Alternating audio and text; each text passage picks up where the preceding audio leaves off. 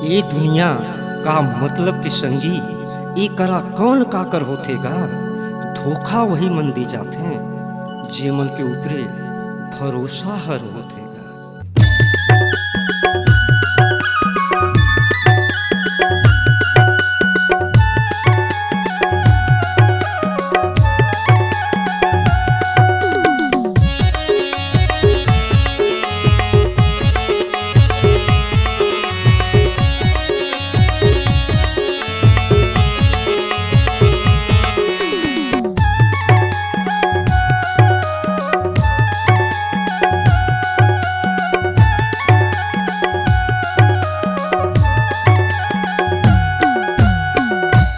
हर जौन कमाए हंस तै हर जौन कमाए हंस तै हर जौन कमाए हंस दूसरा हर खाहीगा। खाली हाथ आए है हंसा खाली हाथ जाहीगा। खाली हाथ आए है हंसा खाली हाथ जाहीगा। तै हर जौन कमाए हंस तै हर जौन कमाए हंस तै हर जौन कमाए हंस दूसरा हर खाहीगा। खाली हाथ आए है हंसा खाली हाथ जाहीगा। खाली हाथ आए है हंसा खाली हाथ जाहीगा।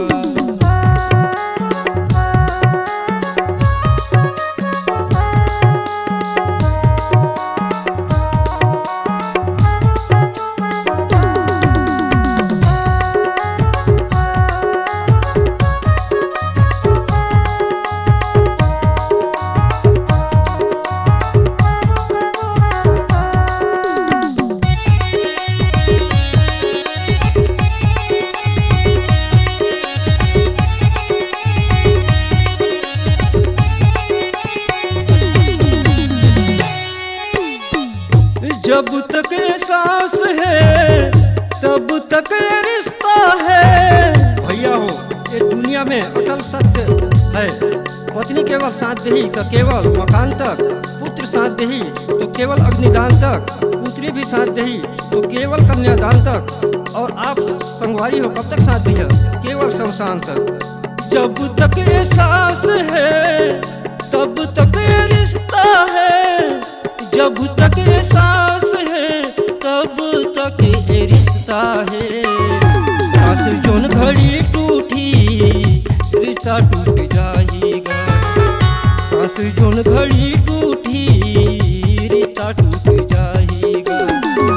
तै हर जोन कमाए हंस तै हर जोन कमाए हंस तै हर जोन कमाए हंस दूसरा हर खाहीगा। खाली हाथ आए है हंसा खाली हाथ जाहीगा। खाली हाथ आए है हंसा खाली हाथ जाहीगा।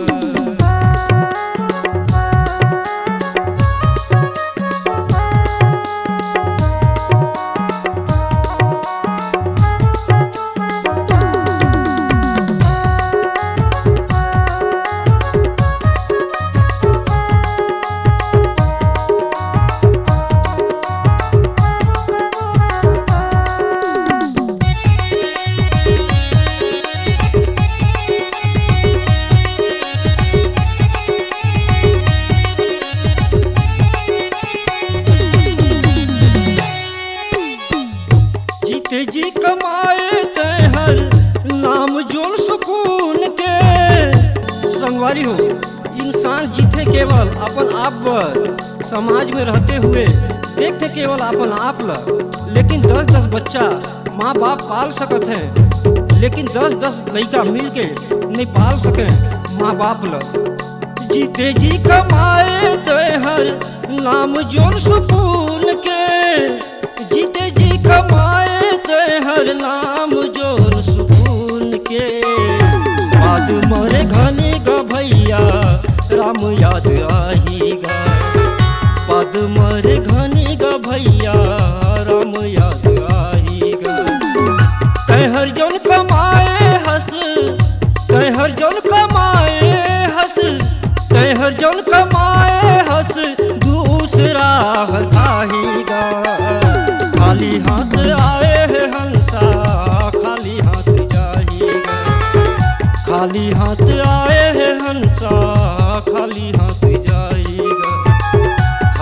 हाथ आए है हंसा खाली हाथ जाएगा।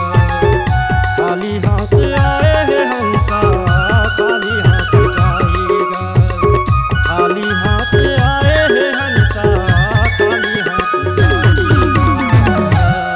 अगर आपके आवाज में है जान तो हम आपको देंगे नई पहचान। तो चले आइए digital audio video recording centre Maya music Raghunathpur. Mobile number 6261987043 62 61 98 70 43।